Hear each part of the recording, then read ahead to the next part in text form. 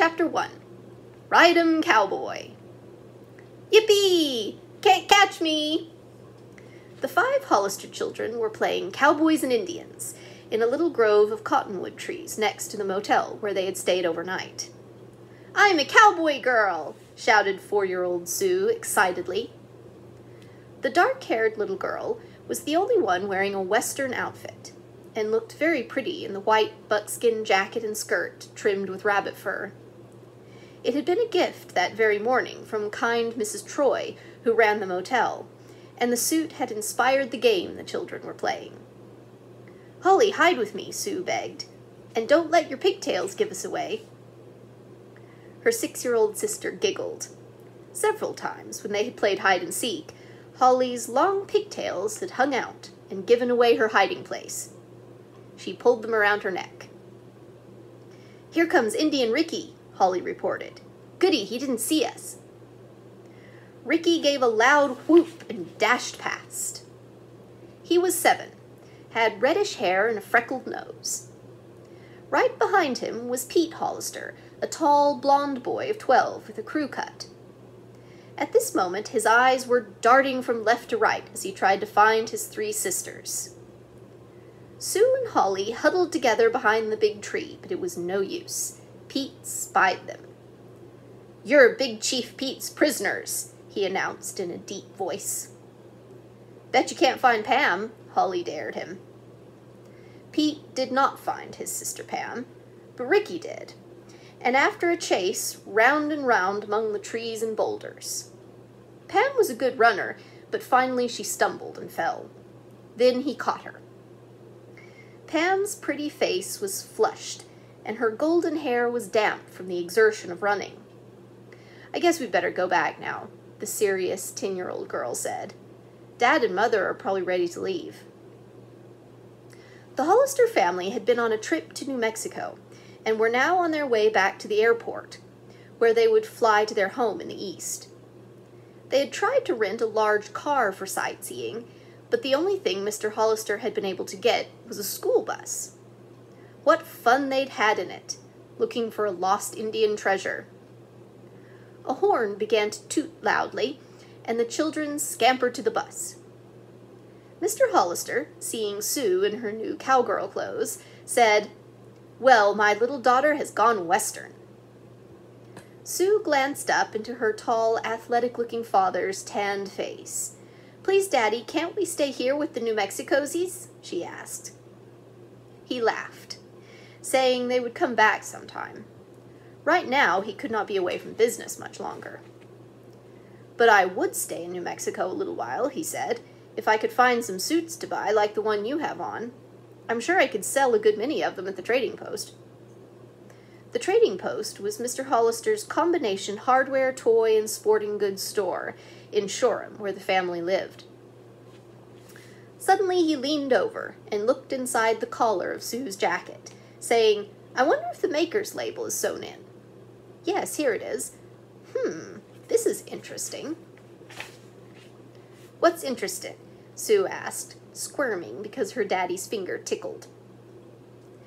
"This tag says Maria Vega Clothes. I had a friend in college named Frank Vega. He came from New Mexico, and I think he married a woman named Maria." "Yikes," Ricky shouted. "We can go see them, and then we won't have to leave the West so soon." At this, all the other children shouted, "Oh, Dad, could we?" Mr. Hollister laughed. "I'll tell you what. If I can locate Frank Vega, I'll phone him and see what he says." At this moment, Mrs. Hollister came from the motel with Mrs. Troy. Immediately, Ricky told her of the possible new plan. She looked at her husband and smiled. The children, who adored their bright, charming mother, knew from this that she approved. "I do hope that you can find him," she said. "Have you any idea where the Vegas are?"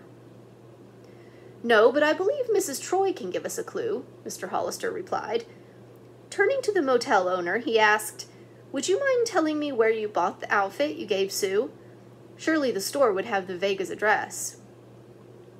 "You won't have to go far to find out," Mrs. Troy said. "I bought the little cowgirl suit at the general store in Sunrise. That's only a few miles from here, in the direction you're heading." Excitedly, the children climbed into the bus, each one in turn thanking Mrs. Troy for the good time they'd had.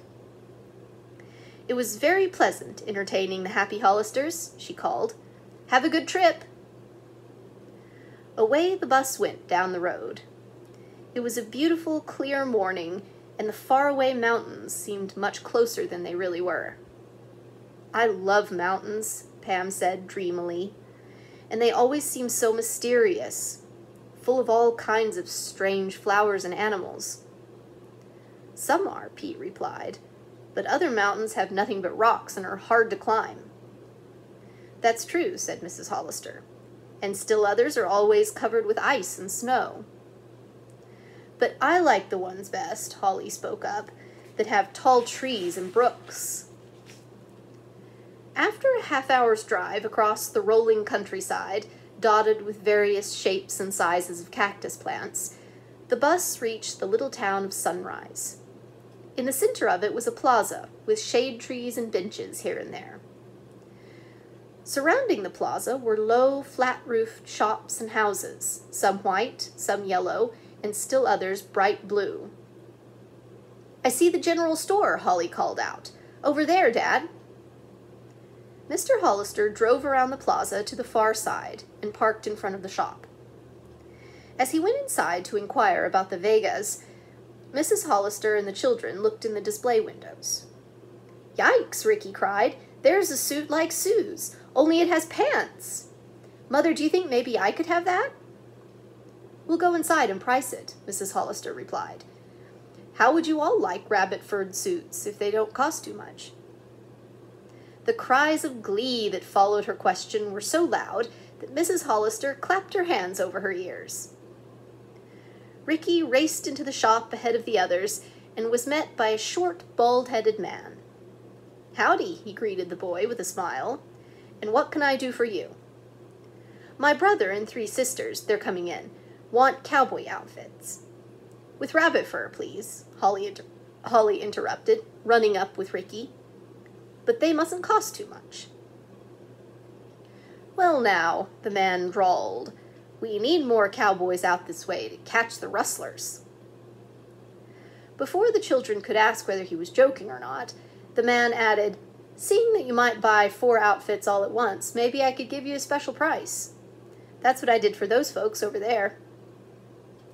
The children looked across the store to where a thoughtful-looking girl of 13 and a jolly boy of 12 were admiring themselves in a long mirror.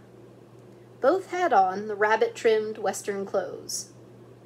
The shopkeeper explained that the children's parents had bought 2 sets for some cousins as well, and for their own son and daughter. "Suppose you try on the outfits and see how you look in them," the man proposed.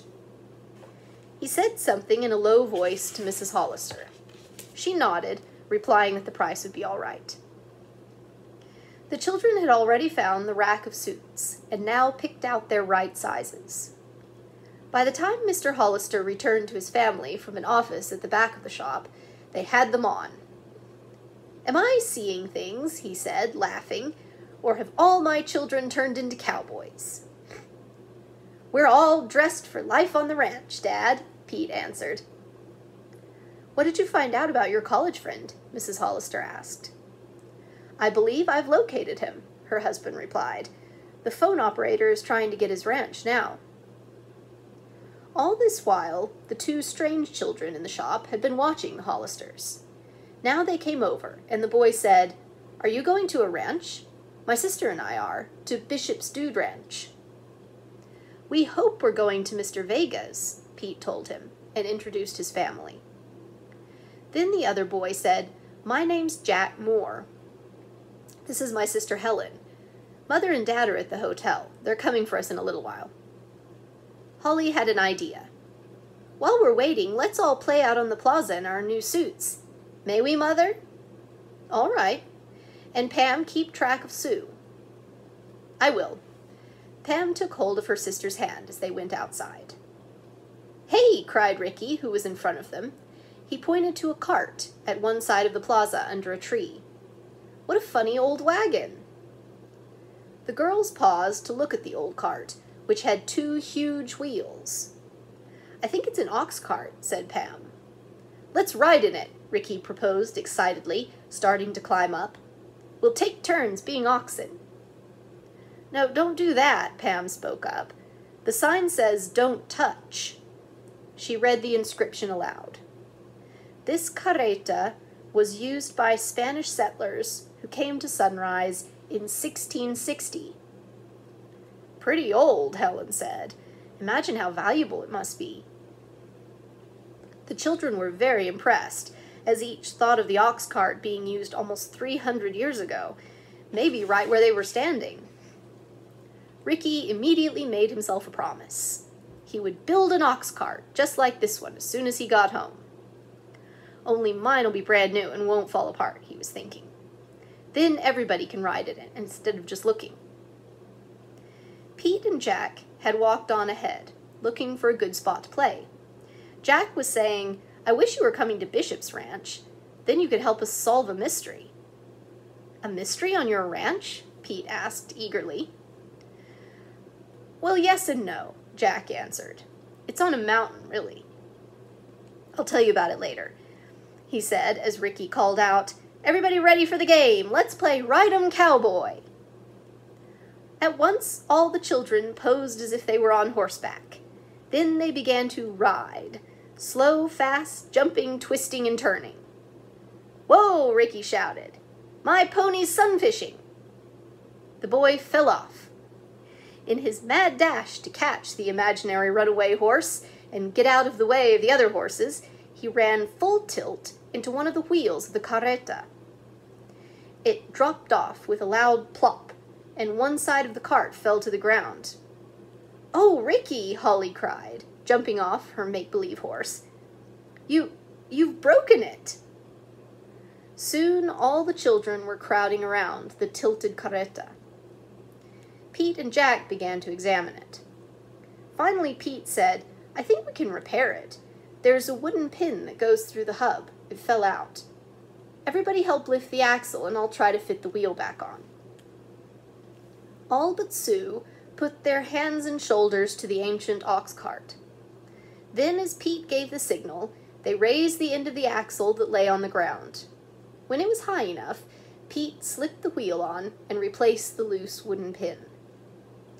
"Good work," said Jack, and Helen added, "We'd better play on the other side of the plaza." "Let's change to hide and seek," Sue proposed. "My pony's getting my cowboy girl suit all dirty." "All right," said Pam. "I'll be it first." The children scattered in all directions. Holly decided to make it hard for Pam to find her. None of the others noticed her as she dashed off toward the general store. Holly had seen 2 large cartons standing just inside the door and knew one was empty. Quickly, she climbed inside it, pulling the open end closed. "They'll never find me here," she giggled softly in the darkness and fingered her pigtails. Holly could hear people going in and out of the store, and finally Pete's voice shouting, "Come on in, home free, Holly. We can't find you. We give up."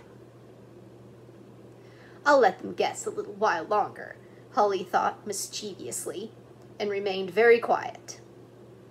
A few minutes went by, and the little girl was just about to get out of the box when she heard footsteps approaching. They stopped right next to her hiding place. Now she certainly would be found. Holly held her breath and listened as hands touched the top of the carton. "You're getting warmer," Holly thought.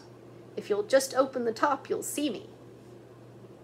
But to her surprise, the top of the carton was not opened. Instead, the little crack of light that had shone through was suddenly blacked out entirely. "Maybe it's Pete and he's teasing me," Holly reasoned. To her amazement, she felt the box being lifted up. "Oh, I'm being carried to the plaza to make the game more fun," Holly told herself. Suddenly, she became puzzled because she could hear only one pair of feet. Pete was strong, but not strong enough to carry the big box alone. "I know," Holly thought, smiling. "It's Daddy. I'll bet he's taking me right to the bus." The next second, she received a hard bump. Whoever was carrying the box had let it down too fast. But Holly would be a good sport and not say anything. "Now I'll pop out like a jack-in-the-box," she resolved, and pushed her head up against the top of the carton. But the cover would not budge, and when she ran a finger along the edge of the cardboard lid, Holly found it had been fastened with strong tape. "Oh dear," she gulped. "This isn't a very funny game anymore."